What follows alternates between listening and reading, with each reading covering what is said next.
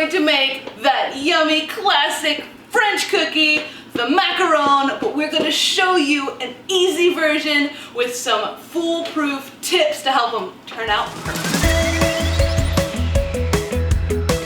Hi, welcome to Cake Mom. I'm Abby, this is Aaliyah, that's Emery, and on this channel I share with you guys some of my favorite tips and techniques, as well as recipes, to help you with your home baking projects. If you're new or haven't already, please consider hitting that subscribe button and that notifications bell so that you can see when I post my next video. So, as always, the recipe will be in the description below, but here's everything you will need for these cookies. Powdered sugar, almond flour, eggs, granulated sugar, cream of tartar, salt, vanilla, and food coloring. You also need a couple pieces of equipment for this one. You're going to want some kind of a food processor or blender to get your almond meal extra fine, and then you are going to need some kind of a stand mixer or electric mixer to make your meringue. So what you want to start with is getting everything ready before you combine your batter. So we're going to start with blending up our almond meal and powdered sugar until we get a nice, super extra fine grind on those two items.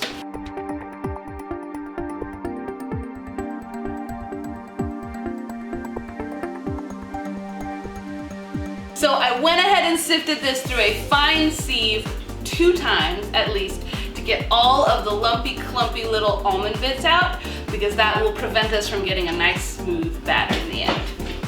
So we're gonna set this aside and get to work on our meringue. So what we wanna make sure is that our mixing bowl and whisk attachment are both completely free of any kind of remnants of fat. So what we're gonna do is wipe it down with some white vinegar. I promise your mixture will not taste like vinegar after this. It's just to make sure it's extra clean, or else you won't get a fluffy meringue. Now we need to separate our eggs. Make sure the eggs are room temperature. If you forgot to take your eggs out of the refrigerator in time, stick them in a bowl of warm water for at least 5 minutes, because you want them to be room temperature in order for them to fluff up the right way. To the egg whites, you're going to add your salt and cream of tartar. You can scrape it out.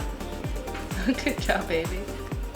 Now we're going to whip this until it is frothy and no longer translucent, and then add the granulated sugar in very slowly, like a teaspoon at a time, so we don't deflate our meringue.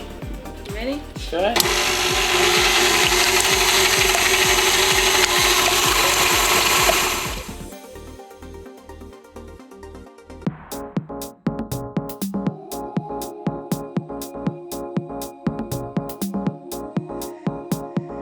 Now you want to make sure you do not overbeat this meringue. You want it to get to stiff peaks without breaking. So it's better to stay on the medium peak side until you've added your vanilla and coloring, which is what we're gonna do now. Since my meringue is at medium peaks, we're gonna add vanilla and whatever color you choose. We're going for a nice teal macaron.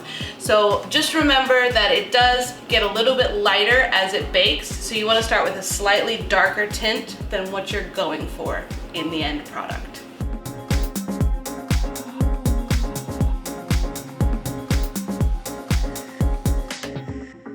So now you're going to mix about half of your meringue mixture into the almond meal and powdered sugar mixture, and then once that is well incorporated, you're going to mix the other half in. Now the reason we're doing half of it is to kind of temper the two completely different substances to get one nice final product, because if you just add it all in there, you're gonna end up having to over mix your batter in order to get it smooth. And you don't wanna lose all of your air, otherwise your macarons will be flat, they'll have no feet, and they might even crack. You want some air in there. You don't want to overmix, but you don't want to undermix it either. So it works really well if you start with half and then add the other half. And I'll show you the consistency we're going for once we get there. It's kind of a really thick ribbon stage. If you undermix it, you'll end up with these puffy, cracked macaron with no feet. And if you overmix it, you'll end up with flat, too thin of batter because you've gotten rid of too much air, which will make you sad and you won't have a good final product. So we'll show you what you're going for when we get there.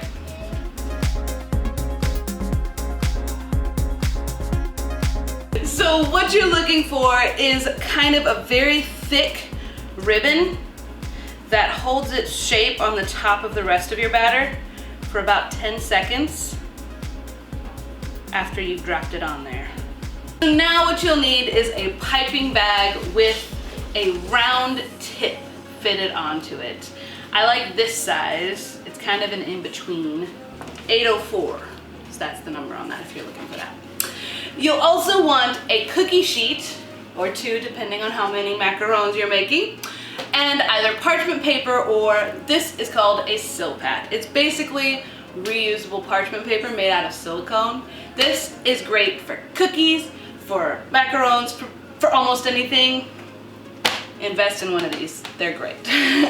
For your cookie sheet, I do recommend, if you don't have one without edges, flip it upside down, because if you do not have what's called a convection oven with a fan that circulates the air, the macarons tend to get too moist and then they won't puff up the right way, they'll end up cracking. So what you're trying to do with a flatter surface is keeping those edge macarons with a little bit more air circulation. So I have a flat cookie sheet here, but if you don't have one, just flip your cookie sheet upside down.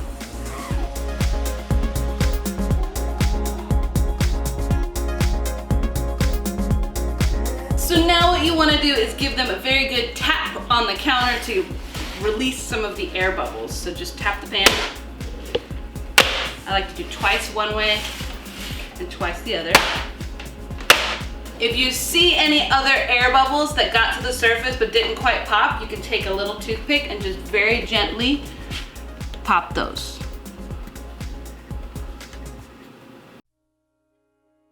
Now what you have to do is let these sit for about 30 to 45 minutes until they form a skin over the top. Now, if you have good air circulation, this will happen faster. If you have bad air circulation, this will take a little bit longer, but you need that skin on the top in order to get that puffy edge called the feet of the macaron, that little puffy, weird looking thing. You need the skin on top. So let these sit until you can touch them gently with your finger and you can feel that there's a skin, nothing sticks to your finger when you lift it up. So these have been drying for about 45 minutes, and as you can see, they've lost some of their shine, but also when you touch them, you can feel that they're dry on top, and they don't stick to the top of my finger when I touch them. So now we're going to bake these at 300 degrees for approximately 15 to 17 minutes. You're going to want to rotate the pans in between, about halfway in between, because you want to get a nice even bake on the whole sheet of macaron shells. You'll know that they're done when they kind of puff up from the pan and they release very easily from the silpat. That's how you know they're finished. If you do not have a convection oven, you will want to release some of the moisture in the oven. What I would like you to do is that after about 2 minutes of these being in the oven, just kind of open the oven door a little bit, let a little bit of that moisture out, and then close it again. It will shift your oven temperature, so you don't want to do this too often, but do it about 2 minutes after they go into the oven. So at this point, if you want to just fill these, they will be beautiful, delicious cookies. They have completely cooled before we started filling, and as you see, there are no gaps at the bottom because they were fully baked. But what I'm going to do is actually decorate the top just a little bit. And how I'm going to do that is with a little bit of luster dust. So I have some gold luster dust and some silver luster dust, and just a little bit of lemon extract or any kind of really hard alcohol works as well. So a little bit of vodka works. You only need a couple drops. So what you're going to do is add just a little bit of your alcohol or lemon extract into a bowl, and then add luster dust until it makes almost like a paint. And then I'm going to be splattering these to give them a little bit of extra art.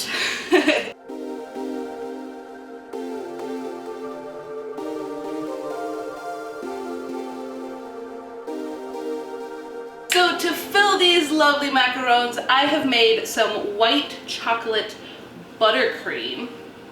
You can use whatever filling you would like. Some people like to add like a custard or something in the middle, a fudge, anything that sounds delicious to you, you can fill these with. I'm going with white chocolate buttercream. So what you'll need is a piping bag and a piping tip Whatever kind of tip you would like, you can just do a regular round, or I'm gonna make it a little fancy by using this French tip.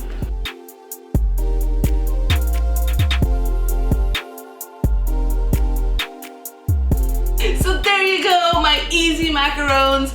These things are great. They're gluten-free and they're absolutely delicious. Now, they did take some mastering. It might take you a couple tries to get them right.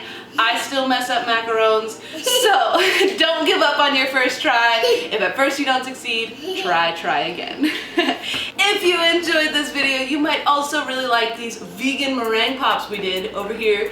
Go check them out. Those are fun and super delicious. If you haven't yet, please give this video a thumbs up, comment below, and don't forget to hit that subscribe button and that notifications bell so that you can see when I post my next video. Have a great one.